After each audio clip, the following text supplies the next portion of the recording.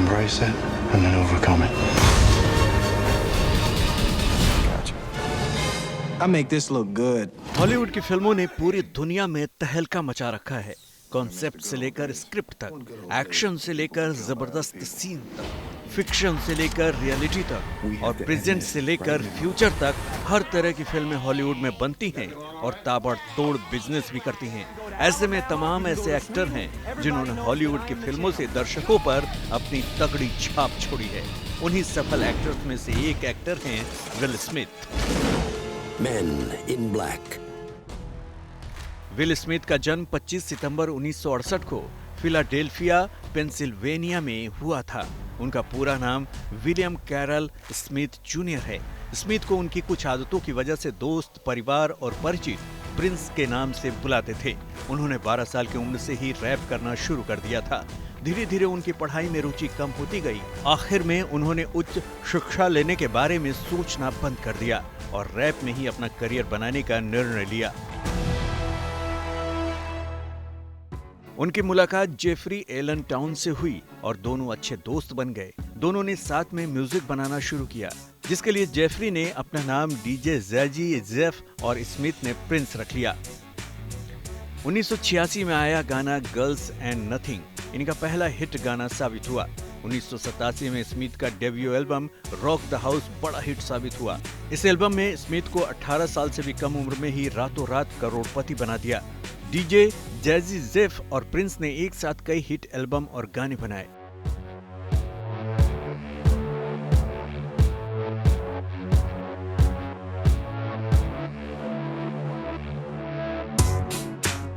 उन्नीस 1988 में parents just don't understand के लिए उन्हें पहला ग्रैमी अवार्ड मिला। अब उनके पास पैसा और शोहरत दोनों थे। स्मिथ की बढ़ती लोकप्रियता को देखते हुए 1990 में उन्हें एक टीवी सीरीज में काम करने का अवसर मिला। The fresh prince of Bel Air TV series की कहानी स्मिथ के जीवन से मिलती जुलती थी। इस सीरीज ने 6 सीजन पूरे किए। इस दौरान भी वे डीजे जैजी जेफ के साथ रैप म्यूजिक बनाते रहे।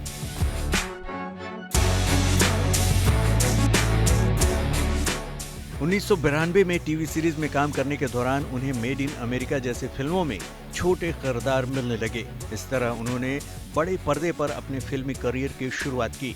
1995 में उन्हें बड़े बजट की बैड बॉयज में पुलिस वाले की भूमिका निभाने का अवसर मिला। इस फिल्म में उन्होंने अपनी अदाकारी से एक अलग पहचान बनाई। फिल्म सुपरहिट साबित हुई।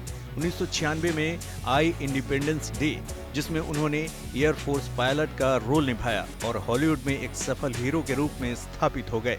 You know what the difference is between you and me? I make this look good.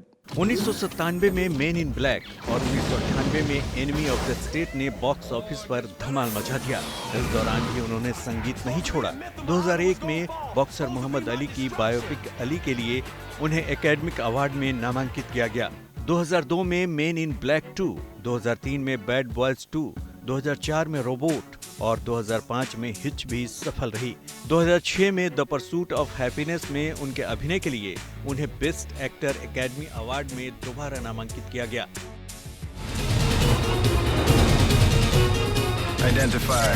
Robot cannot harm a human being. अब बिल स्मिथ का फिल्म में होना फिल्म के हिट होने की गारंटी थी। उनकी हिट फिल्मों का सिलसिला चलता रहा। 2016 में आई सुसाइड स्क्वाड उनके जीवन की सबसे बड़ी हिट साबित हुई। अच्छा और बुरा दोनों समय हर किसी के जीवन में आता है। विल स्मिथ खुद कहते हैं कि यदि आप जो चाहते हैं उसके लिए मेहनत नहीं करते हैं तो जो आपको नहीं मिला है उसके लिए रोना मत। और विल स्मिथ ये भी मानते हैं कि प्लान बी की कोई जरूरत नहीं है, क्योंकि ये प्लान ए से ध्यान भटकाता है। इसलिए उन्होंने जो भी काम किया, चाहे वो सिंगिंग हो या एक्टिंग, मन लगा कर किया। क्योंकि जब उनका मन पढ़ाई में नहीं लगा तो उन्होंने पढ़ाई को छोड़कर तुरंत अपने काम पर फोकस किया।